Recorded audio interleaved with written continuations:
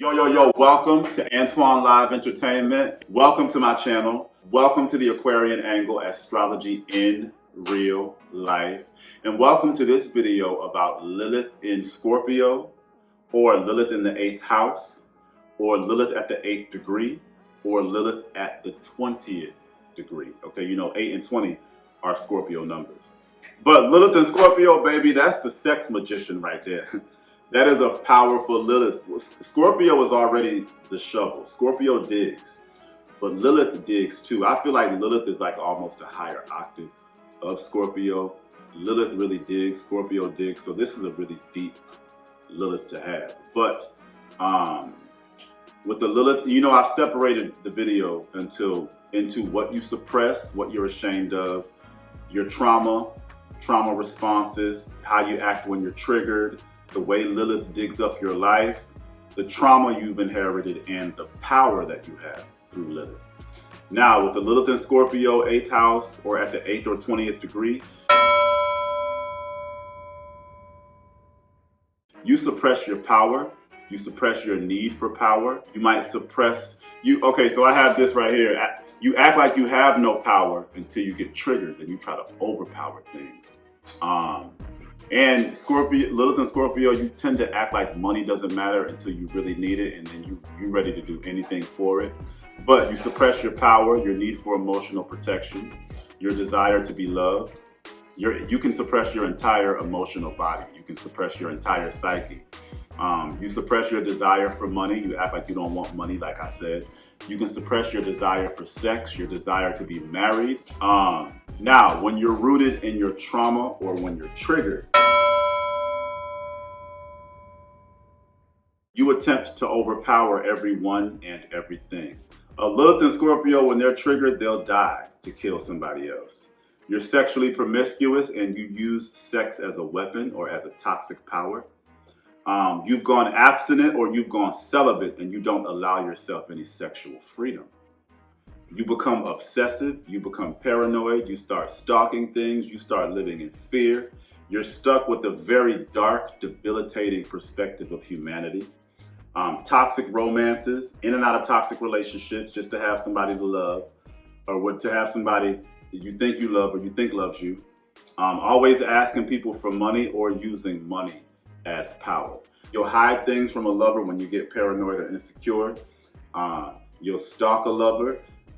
Lilith and Scorpio, when you're triggered and if you haven't let go of your pain, if you're rooted in your shadow, you just want love. You're love hungry, but you're kind of selfish with it. When you have somebody, you want to take them and go down to Pluto and just love them away from the rest of the world.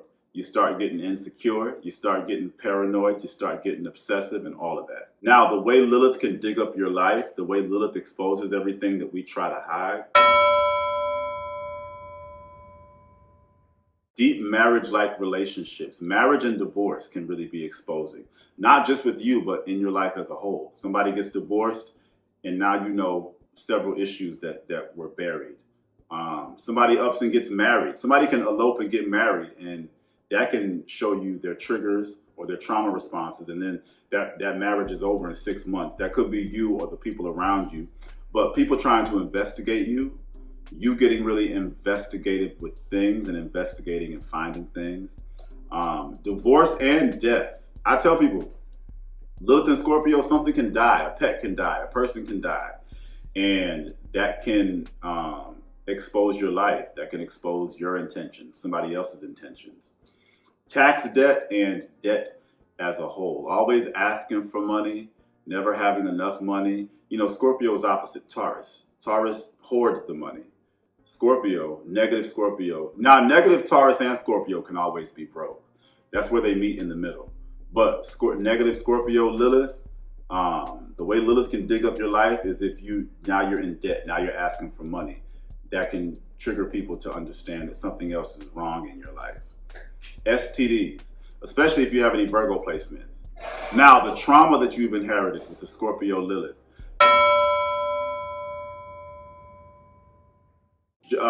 having to witness death early, being bullied by your own parents or by your guardians, sexual trauma, Your parents or guardians trying to take your power or being intimidated by you.